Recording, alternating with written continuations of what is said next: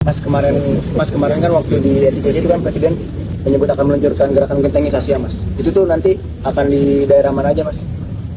Jadi pertama begini, semangatnya adalah kalau kita lihat secara utuh kan pertama Bapak Presiden berpendapat bahwa salah satu yang harus kita dorong adalah sektor pariwisata. Nah, salah satu kunci dari sektor pariwisata itu kan adalah berkaitan dengan masalah kebersihan, keindahan. Nah, kemudian di situ ada beberapa hal yang menjadi atensi beliau dalam hal keindahan, dalam hal kebersihan. Di antaranya adalah masalah penggunaan atap yang berbahan seng, termasuk yang berikutnya misalnya berkenaan dengan masalah sampah.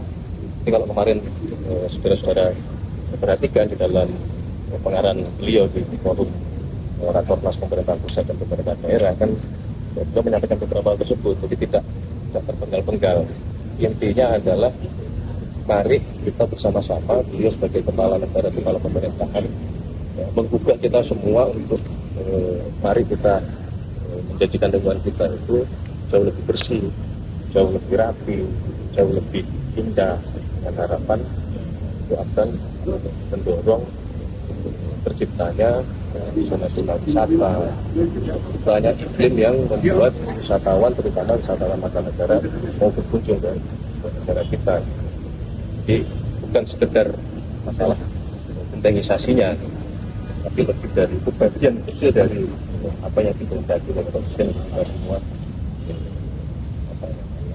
bersama-sama menjaga lingkungan kita, menjaga kebersihan dan kita, termasuk papan reklame, baliho itu, yang kabel-kabel yang mau disadari atau tidak disadari bahwa itulah yang kita hadapi sekarang gitu kan. Memang betul kalau kita cermat dan kita merasakan memang perlu banyak pembenahan maka kota kita supaya menjadi kota-kota yang tidak lagi banyak tamannya, kemudian kira-kira seperti itu ini Pak. Kalau skemanya itu nanti gimana Mas? Apakah pendanaannya dari pusat atau daerah, terus skema ke pergantian, misalnya ada rumah-rumah yang dari genteng, yang dari seng ke genteng itu bagaimana gitu? Pertama kalau berkenaan dengan teknis sedang didiskusikan oleh beberapa lintas kementerian.